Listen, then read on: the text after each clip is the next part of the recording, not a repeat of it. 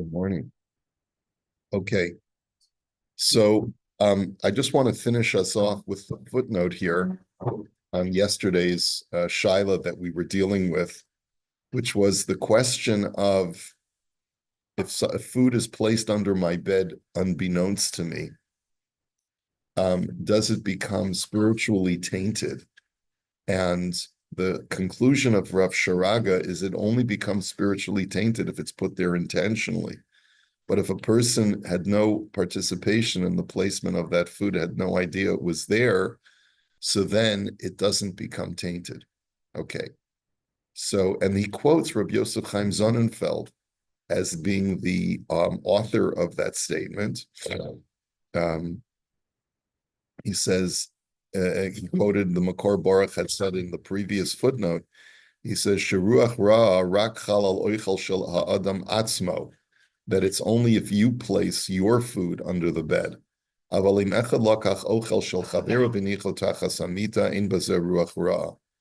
He says, but if someone else takes your food and puts it under your bed, it does not acquire a ruach ra'ah. And he said, it's because the shadim don't have permission to invade your property without your consent. That's however you're going to understand that. So he says this is a little bit problematic in the next footnote. He says, Yesh lahakshos, the Hagon Rabbi Yosef Chaim Zatzal, lichora soser es atzmo. He apparently contradicts himself in this. Bamesh shekosov berav pe'ilim kan de'in timtum halev ba'ones. That no taint enters your soul because of something that was done accidentally to your food. L'masha kosav besifro ben Ish Chai. So the Rav Pe'ilim is none other than the Ben Ish Chai. And the Ben Ish Chai, in that same sefer, he writes, B'zelushono, Chalev nochris, afal pisha min hadin dino kechelav Yisraelit, im kolze, im tzorch litinok meneket, yishtadlu ma'od shelo lahanikol min hanachrit. He says, halachically, breast milk is the same whether it comes from a Jew or a non-Jew. But let's say you need a wet nurse to nurse your baby. You should do whatever you can to avoid having your baby suckle from a non-Jewish woman. And why is that? Because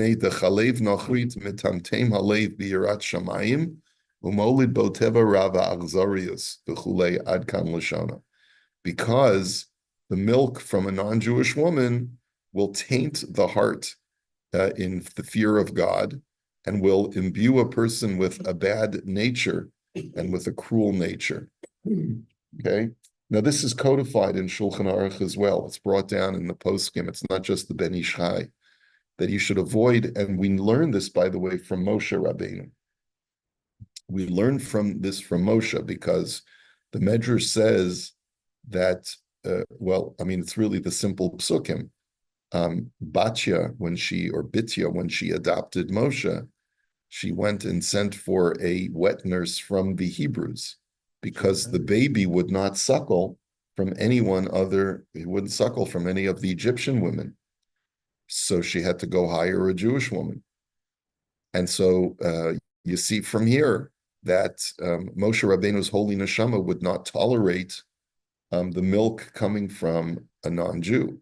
Now, this seems to be something metaphysical, and it seems to be against the baby's will. So why would you say that it's going to adversely affect the child? I don't see the contradiction, but he says, Umashma midvarav dafilu ba'ones yeshtim tu malev. He says that this, so a taint to the heart could occur even against the person's will, even when it's a baby. Dilichora hatinok nechshav onus b'meshashosa chalev nachris. V'im kein tzarech iyan amay pasak betinok sheshosa chalev nochrit shehachalav metamtem libo biyirat shamayim. I don't see the question. I'll tell you why I don't see the question. This is not a metaphysical taint. This is, it's physical. In other words, if you drink, or there's another way of saying it is, there's different types of metaphysical issues. One metaphysical issue is ruach ra'ah, a demonic force that enters into an entity. But the other one is the character traits that are passed through a mother's milk. That's a totally different phenomenon. So I don't see why he feels that this is a contradiction at all. So taking blood from a non-Jew is not the same thing? There's no problem to take blood from a non-Jew halachically, right? But I guess maybe the argument would be that the baby's getting his nutrition from this woman, so it's perhaps even worse than getting a blood transfusion. But clearly, when you need a blood transfusion, you're doing it to save a life. So there's nothing to talk about. If the baby needed this milk to save its life, we wouldn't say, oh no, you can't take the milk because it's a non-Jew, you got to let the baby die. I mean, that's ridiculous. Okay, this is just going above and beyond the halacha. This is codified, this is in Choshen. Yeah, if I'm not mistaken. I know it's brought down in the poskim. It's not just the Ben Ish Chai. I think there's a Duggal Miravava or a Bekiva Eger who brings it down. I don't think it's in the Shulchan Aruch itself, but it's brought down by the Achronim on the Shulchan Aruch. You see, it comes from Moshe, but non-Jew would see this like reefs of anti-Sem, like this is your neshama is better, our neshama is much better. We don't take from them. Jewish neshamas are holier intrinsically. It just it's not something of, it's not something we would want to place in people's faces, right? This kind of thing. Although I would tell you this, I think that it's possible to understand this halacha in terms of not that Jews are any holier, but that there's a certain refinement that takes place from the nurturing of a Jewish society that has a Torah that is passed down into the character of people. In other words, you take a hillbilly, right? Let's say, for example, versus a person who's raised by a more refined family.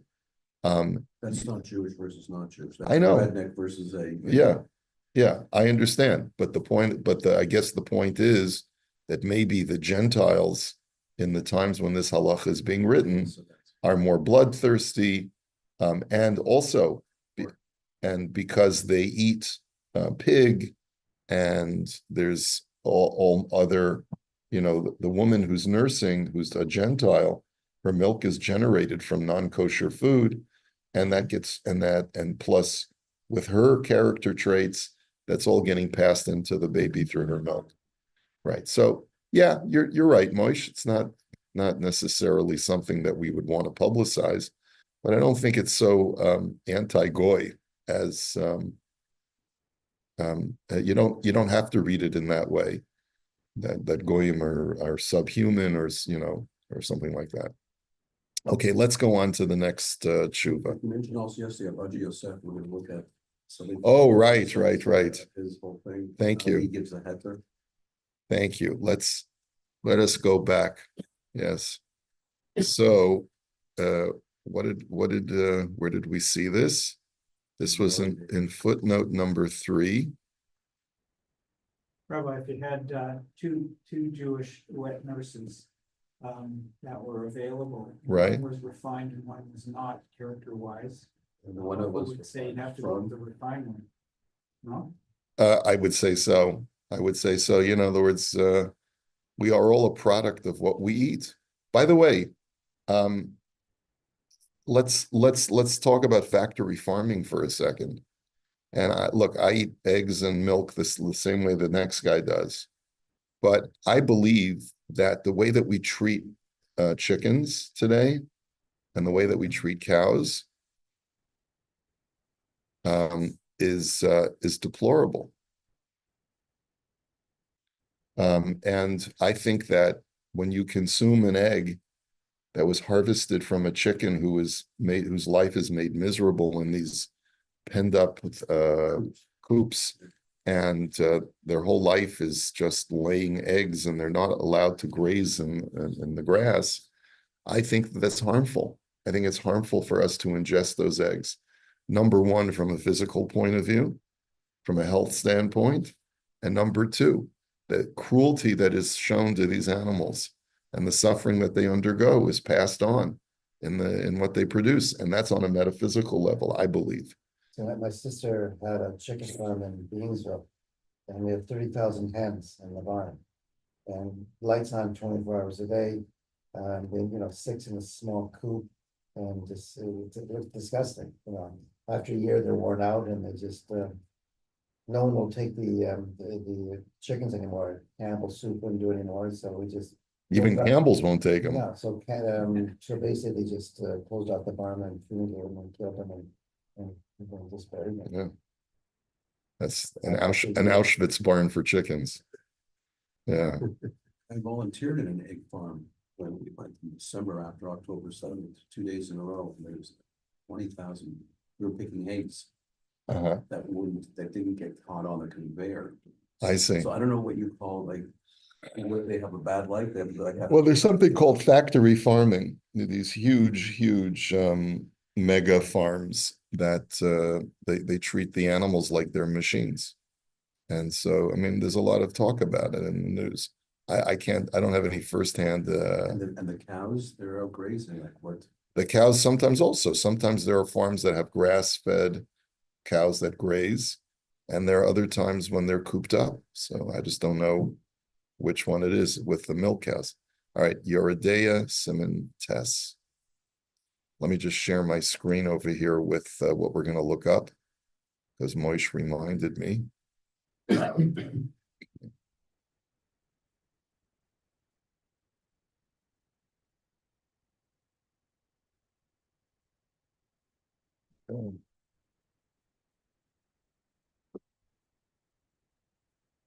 Okay, they look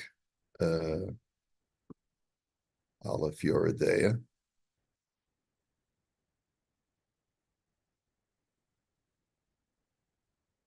Okay. Odot she'elato benogei la'ochlam umashkim sheshohu tachat hamita.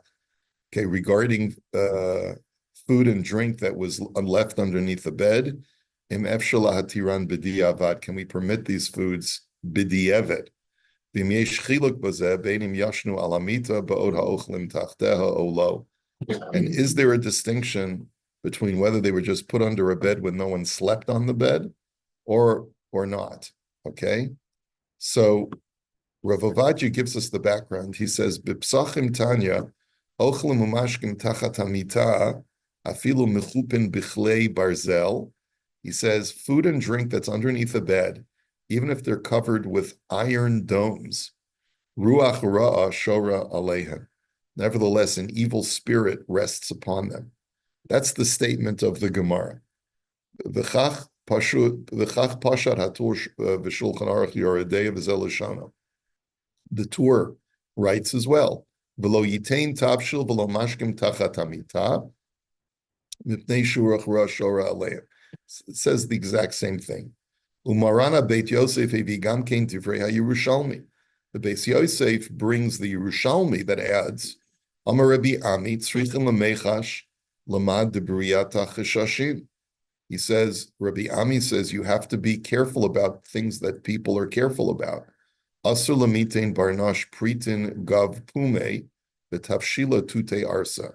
You're not allowed to put coins in your mouth, and you're not allowed to put food underneath the bed. Now, coins in the mouth is for health reasons. That's clear. The amount of germs that are on coins, because they're always passing hands, that's obvious. So food underneath the bed, the Yerushalmi puts that in the same category as not putting coins in your mouth, which sort of supports what I was trying to say yesterday, that a lot of these halachas that have to do with evil spirits also are really based in health hazards, okay? The kasvuhu harifa harash, and this is also brought by the Rishonim. The Kasav Haran, the Hada Asulitein Tavshil Tachasamita, says, why can't you put food under the bed? Mipnei Ruach Ra, because of the evil spirit. Let's see. Al Ha'ochlin Shetachasamita, because of the evil spirit. The Afal Pisha Rambam Lo Pirsh Dainu Mipnei Ruach Ra. The Rambam does not say that it's because of evil spirits. You said that yesterday. Yeah, Shakasav lo yitin atavshel tachasamita sha'afal pishu hu osek b'suuda shema yupol bo davar hamazik v'hu eno ro'ehu. The Rambam writes that it's for natural health reasons. Don't place food under the bed, because even though you may be engaged in preparing a meal, you don't know what's under that bed. And you may not see some kind of dangerous thing that could be introduced to the food What you mean for if it's everything, placed don't under the leave it bed. out, period, like, under your couch, under your bed, under your bookshelf, under your anything, for that matter. Right, exactly. Don't put it in any place where you don't know what's there, is essentially the way the Rambam understands this halacha. This is what I'm saying in foreign book, right, that shadim are actually germs. No, he doesn't say that explicitly, but he does say that there's no such thing as shadim. Yeah, he says these are based on superstitions. I don't think he says that he says that explicitly having to do with germs, but he basically says that a lot of the superstitions that exist even in Jewish thought are based upon other concerns. Okay. Mikol makom tzarich lachush b'davar. But regardless of how you learn it, whether like the Rambam or the other Rishonim, you have to be careful about it. L'chadas haran detanya b'psachim shafilu mechupin b'chlei barzel ruach rosh hara alein ad kan divrei habeis Yosef. So the Beis Yosef says you have to worry about this, whether it's a health hazard or whether it's a metaphysical issue. The bottom line is, we know the Gemara says that even if it's covered in an iron container, you still can't put it underneath your bed. The Ravid criticizes the Rambam and says that it's not because of a health hazard, because you don't know what's under the bed, but it's because of a ruach ra. That's what the Gemara says. Because of the Migdal Oz, the kach kibalnu pirusho kedivrei haravid zal ayin sham. And the Migdal Oz says, we accept the opinion of the Ravid in this regard. Ulam nira Rambam l'shitaso, disfir le'shein ruach ra mitzuya beinenu. But the Rambam is consistent because he holds there's no such thing as an evil spirit among us. L'chemoshe kasav halecha mishnah. The midelo hisker rabbeinu gabi netilas yadayim shacharis la'aros al hayadayim gimel palmim. He says the Rambam similarly does not require us when we wash our hands in the morning for netilas yadayim. Doesn't say anything about the need to pour over 3 times on each hand interchangeably, which is to remove the evil spirit. He says the Rambam just says wash your hands. Okay. Moshe Kasav b'Shabbos u'v'tor orachayim shelahavir haruach ratzarch netilas yadayim gimel palmim. Whereas we know from the poskim that in order to remove the evil spirit, you got to pour 3 times on each hand. Alma de lo chayesh rabbeinu l'ruach ra. So we see that the Rambam is not at all concerned with evil spirits. Does he believe in iron ore then, Rambam? Yeah, I don't know. Doesn't believe in any of that stuff. Okay. And he was criticized. He was criticized for it. Any other Rishonim feel the same way, or they're mostly against him? There are really 2 schools. There's the rationalist school and the supernatural school. There are more people on the side of the supernatural school, but it's a significant. I mean, it's like asking, if it was a debate between Elon Musk and a bunch of Gornishists, in other words, the Rambam is the Nesher Hagadol. He's the great eagle of the poskim. So to say, are there other people? Well, yes, there are. You have the Ibn Ezra, you have the Ralbag, you have a whole school of people who were raised in that medieval milieu in Islamic Spain, who were rationalists, right? Normally, we don't associate Islam with rationalism, but back then it was. Yeah. Rabbi, just want to put on what you put up there. So does a ruach ra only come to sleep? For example, we do 3 times in the morning, but when we're washing for bread, we're only doing 2 times. So is it only a sleep-related thing? It's a sleep-related thing. Yeah. Adults versus children, does it make a difference? As far as ruach ra, is it, a baby is sleeping at a baby's crib versus an adult? yeah, you're supposed to wash your kids' hands from the time that they're infants. Yeah. Now, is the ruach ra diminished with a baby? Yeah, most probably. Yeah. So, yeah.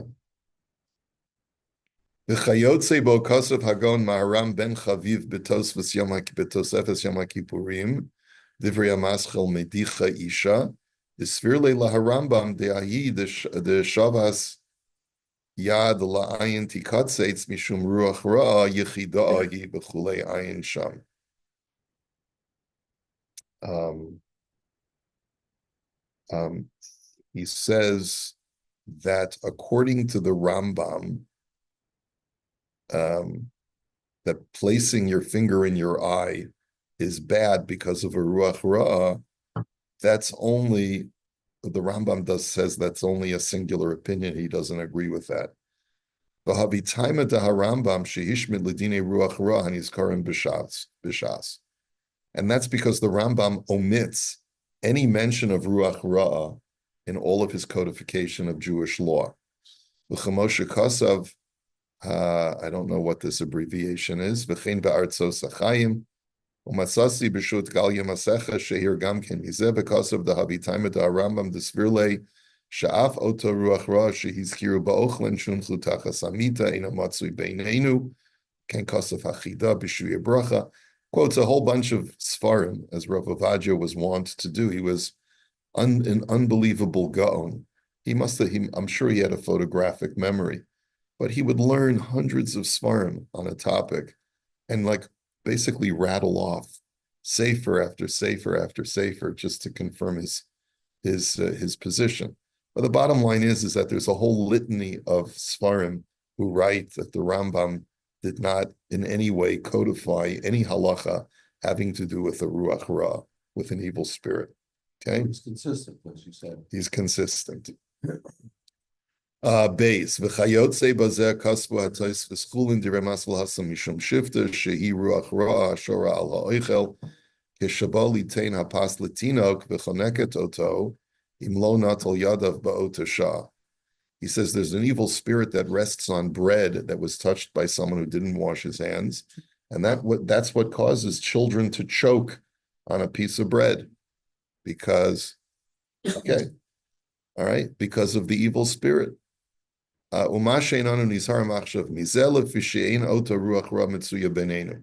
reason why we're not as careful about it now is because the evil spirit is not as prevalent among us. Just like we're not careful with doing things that's something called zugos. What's zugos? Doing things by pair. Like the Gemara says, you're not supposed to drink 2 glasses of wine. You either drink 1 glass of wine or 3 glasses. Four or five. No, you're not supposed to stop at Stop what I do, Eric. at an even number, right? I mean, Zugos also. I'm sorry, I had 2 drinks. I can't stop. The halacha does not permit me, so I'm going to have another drink. What's behind that? It's because of shadim. It's because shadim love to have Pairs? things that go in pairs, and for some reason it invites the shadim. I don't remember. I think I learned the reason once years ago, but I don't remember the reason anymore. Isn't the time also the time of the Zugos, or the time in the? No. I think the same word though, isn't it? Same word, but it just means a pair. Yeah. Three's a crowd. That's right. Three's a crowd. Yeah, that's basically it. The chen kasav rashal biyam shel shlomo shekol mashi hisiru mishum ruach ra kulam lo shchichi ha'idna kamo zugos v'chayotze bo. The Maharshal says the same thing, that a lot of the halachos that were instituted because of an evil spirit no longer apply today. And by the way, you should know that the Sfarim writes that shadim don't exist in the Yishuv anymore. They were banished to desert areas at a certain time in Jewish history. I think in the period of Abaya is what the Gemara says. But the Rambam is not having any of that, right? But maybe Rav Ovadia feels that you can combine these shitas. Ve'hiviru dvarav harav mizmor leDavid v'harav zivchei tzedek because of a zivchei tzedek the me'ai taima ino olam nisharim b'mashakasav ha'ochel shum kaluf uvatzel kaluf sha'avra alav halayla dama barosha. There's a Gemara Nida that says if you eat a peeled onion or a peeled garlic clove that was left overnight, you're placing your blood on your hands. In other words, you're taking your life in your hands. Why aren't people so careful about this? By the way, some people are. My wife learned that if an onion has its head cut off, the head of the onion, you can't leave it out. It has to be wrapped up, put in the fridge, whatever. Okay, dahavi mishum ruach ra ayin sham, because that's because of an evil spirit. Uve'emesh shekvar kasav kayotze bo b'hagos Mordechai v'zel lashona. He writes the Mordechai umi beitza klufa shesha'alta ma'ilo chashin mishum ruach ra. He asked the question, why is it that today we're not worried about peeled eggs? Because that was also one of the concerns, hard-boiled eggs that are left out. And can you imagine? No more egg salad. Yafe kasaftim dedilma lo shliach beinenu. He says, you wrote correctly that the evil spirit is not prevalent among us anymore. Inami kisve hakodesh sha'aleihem matzilin rotzlam she'yikosim al beitz klufa psukim b'shemos v'tov l'zikaron. Another reason is because back in the day, when they would have hard-boiled eggs that were already peeled, they would write some kind of pasuk on top of the egg. I don't even know what this means. And the Mordechai brings this practice. Ad kan lashona. Okay, it's take a Sharpie and to a hard-boiled egg and say, Shivisi Hashem lenegdi summit. I don't know, that would protect. I've written more about this elsewhere. Okay, Vodayin be'Eliyahu Rabba b'shem Damesek Eliezer li'ashiv mashalo evi meiran b'shulchan aruch l'das hazohar shaholech dalet amos lifnei netilas yadayim shachris chayiv misa. He says, why is it that the Shulchan Aruch doesn't bring this halacha that if a person walks brought by the Zohar, that if you walk 4 amos before you wash your hands, you get the debt. It's like your chayiv misa. Because of the habitaim and mishum dainu davka bismanim kedin zugos v'giloi. He says because that was only in their day. By the way, the Mishnah Berurah does bring this down, and he says that that's the reason why many people have the Nagelwasser basin by their bed. I know I don't do that. I just didn't grow up that way. I don't make fun of anybody because of their religious practice.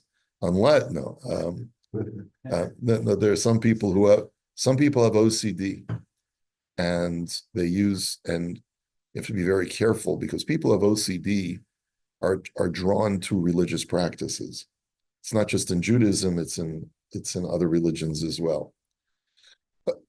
I'm actually dealing with a young man with OCD, working with his therapist, and what they do is they do exposure therapy. Right? Exposure therapy is if a person has a phobia, they will expose them to the thing that they're afraid of or that they're obsessed with slowly, in order to get them to lose that phobia or that obsession. So this particular young man has this obsession with avodah zarah. So he thinks because there may be a picture of a landscape where in the back of the landscape there may be a cross, if he bends over to pick something up from the floor in front of that picture, he's committing avodah zarah, right? But this is a real thing. This is a real thing that I've been working with this young man now for well over a year. With his therapists, he had to go to it's only one manifestation. Like there's other issues as well, right? And anyway, so there's some serious religious issues, but psychological issues. But anyway, he says the whole point of what Rav Ovadia is talking about right now is that a lot of these concerns do no longer apply because we don't have the Ruach Ra. Okay.